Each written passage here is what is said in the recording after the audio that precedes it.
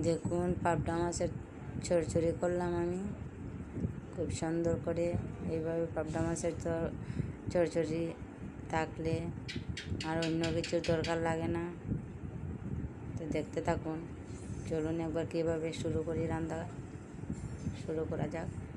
আমি একটা পেঁয়াজ নিয়ে নিলাম আর একটা টমেটো নিয়ে নিলাম, আর পাবদা মাছগুলো ভালো করে ধুয়ে আমি রাখলাম। আর পেঁয়াজটা আমি বেটে দিব, টমেটোটাও বেটে দিব। আর এদিকে পাবদা মাছের মধ্যে আমি হলুদ আর লবণ দিয়ে দিলাম, আর কড়াই বসাই দিলাম। কড়াইয়ের মধ্যে তেল দিয়ে দিলাম। তো তেলটা গরম হতে হতে আমি মাছগুলা হলুদ লবণ দিয়ে রাখছি, আমি ভালো করে মেখে নিব।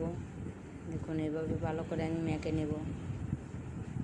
ভালো করে মাখানো হয়ে যাবে, আর এদিকে তেলও গরম হয়ে যাবে।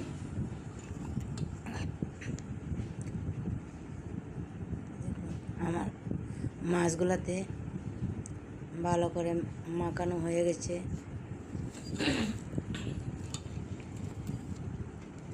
তো আমি কড়াইতে দিয়ে দিলাম মাছগুলো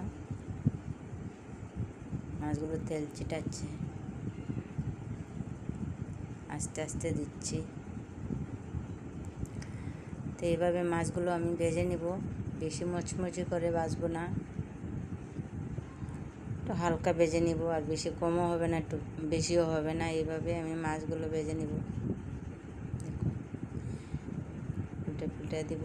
আর মাছগুলো একটার উপরে আর একটা লেগে আছে, তাই আমি খুন্তি দিয়ে সরাই রাখলাম। এদিকে ঝোলের জন্য আমি লঙ্কার গুঁড়ো আর এই জিরের গুঁড়ো দিলাম, অল্পই দিব চচ্চড়ি তো। আর টমেটো দিয়ে দেবো, আর পেঁয়াজটা বেটে নিলাম, আর টমেটোটা বেটে নিলাম।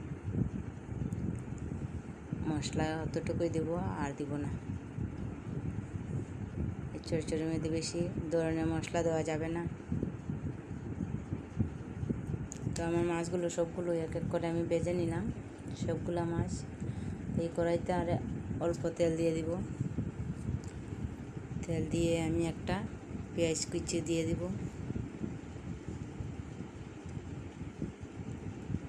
আমার তেলটা প্রায় গরম হয়ে গেছে, একটু নাড়াচাড়া দিয়ে দিলাম।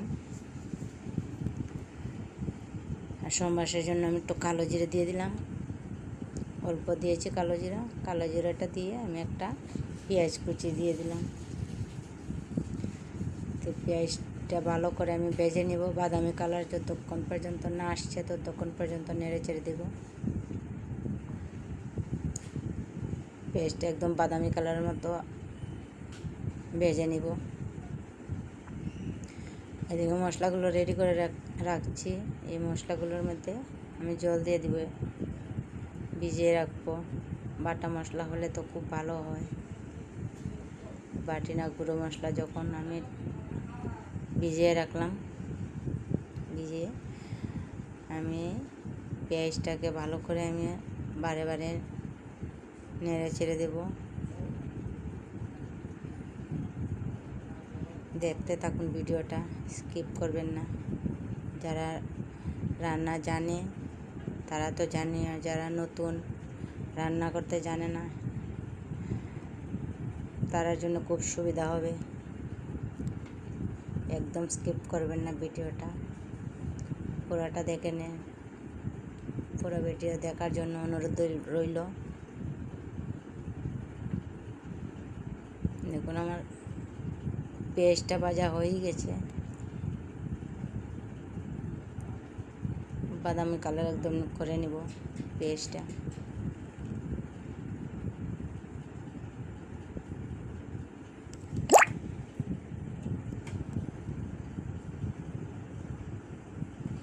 তো দেখুন আমার পেস্টটা একদম বাদামি কালার হয়ে গেছে। তো আমি টমেটোগুলো দিয়ে দেব, টমেটো পেস্ট দিয়ে দেব। টমেটোটা দিয়ে আমি 2-3 বার নাড়াচাড়া করে নিব। টমেটোটা একটু ভেজে নিব।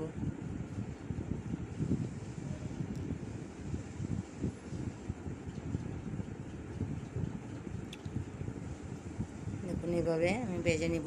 টমেটোটা দিয়ে দিলাম হলুদ, কালারের জন্য। কালার তো আসবে না হলুদ না দিলে। বেশি তেল দেব না, আমার রান্নার মধ্যে বেশি তেল ইউজ করি না, বেশি মশলাও ইউজ করি না। আমি স্বাদ অনুযায়ী লবণও দিয়ে দিলাম। স্বাদ অনুযায়ী লবণ দিয়ে আরেকবার নেড়ে চেড়ে দেবো। নেড়ে চেড়ে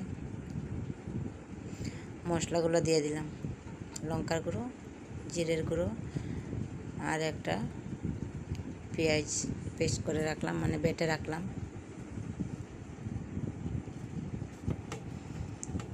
তো আমি মশলাটাকে ভালো করে কষিয়ে নিব, যতক্ষণ পর্যন্ত তেল না ছাড়বে ততক্ষণ পর্যন্ত আমি কষিয়ে নিব মশলাটা। দেখুন এইভাবে ভালো করে কষিয়ে নিব। মশলা যত কষানো হবে তত টেস্টটা বাড়ে।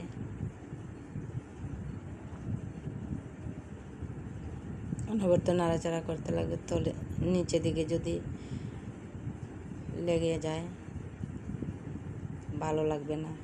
তাই আমি অনবরত নাড়াচাড়া করে নিব, মশলাটা ভালো করে কষিয়ে নিব।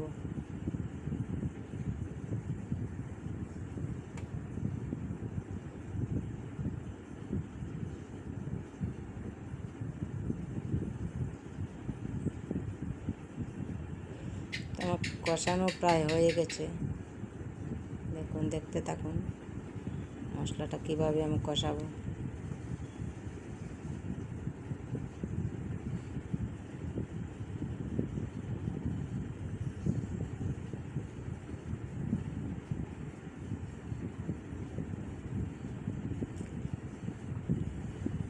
দেখুন তেল ছেড়ে দিয়েছে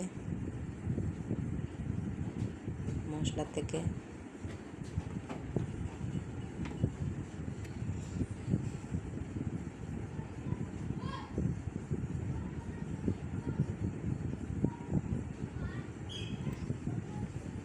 মাছগুলো দিয়ে দিলাম।